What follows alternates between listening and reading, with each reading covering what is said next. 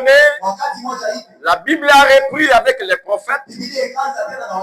Et chaque fois que Dieu voulait parler au peuple, il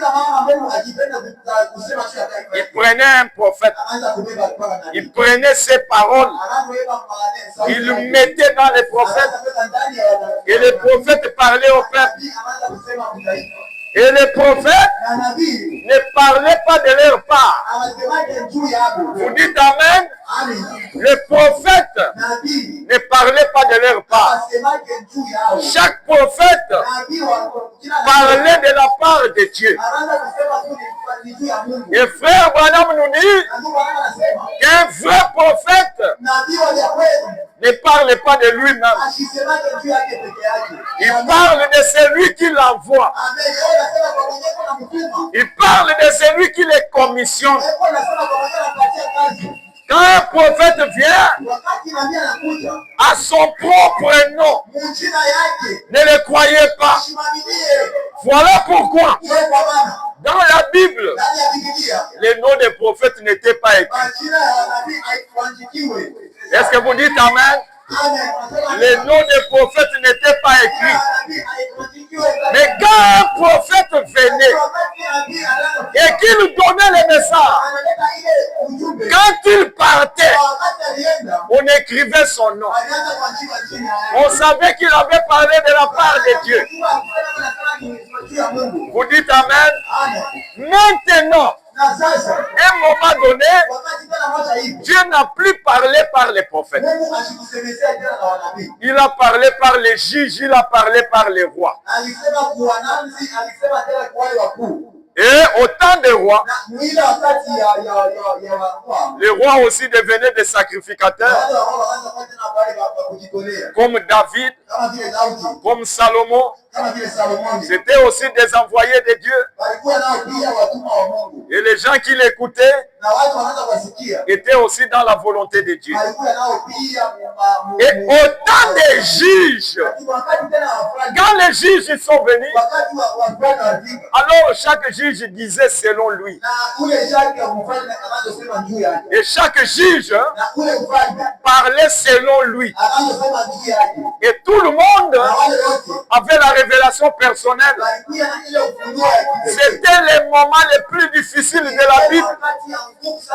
Les moments les plus compliqués dans le plan de la rédemption.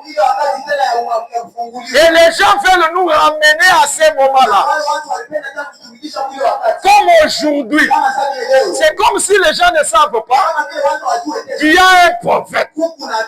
Chacun veut parler selon lui, selon son église, selon ce que lui croit, selon ce que lui comprend. C'était le temps des juges.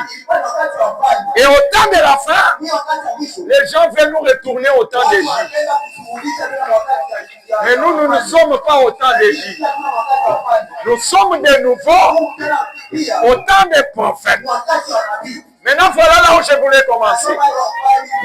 Quand vous lisez Malachie, Malachie 3 parle de celui qui devait venir avant que les rois ne viennent. Il devait préparer les chemins. C'est ça Malachie 3.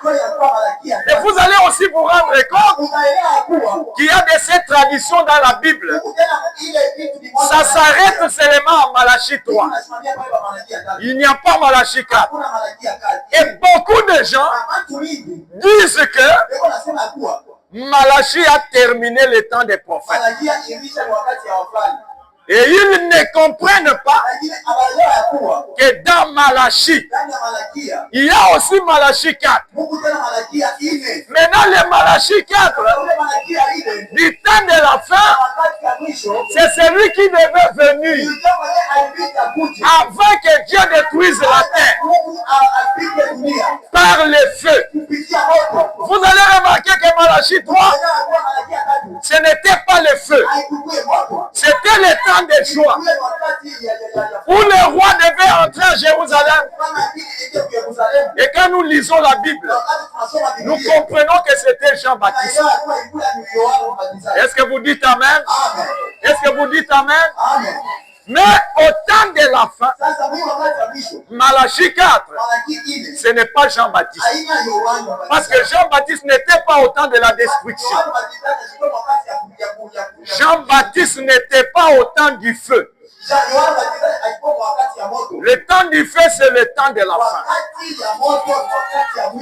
Est-ce que vous dites Amen? Maintenant, comme c'est le temps de la fin, Dieu ne devait pas seulement envoyer un prophète. Il a envoyé Élie le prophète. Pourquoi? Parce que Élie, ce n'est pas un homme. Est-ce que vous dites Amen? Dans la Bible, l'esprit d'Élie a été utilisé avec Élie, avec Élisée, avec Jean-Baptiste et aujourd'hui avec Malachie 4. L'esprit d'Élie, ce n'est pas un homme. Non. C'est l'onction de Dieu. C'est la grande fontaine d'amour. C'est Dieu lui-même qui descend. Est-ce que vous dites Amen? Est-ce que vous me comprenez?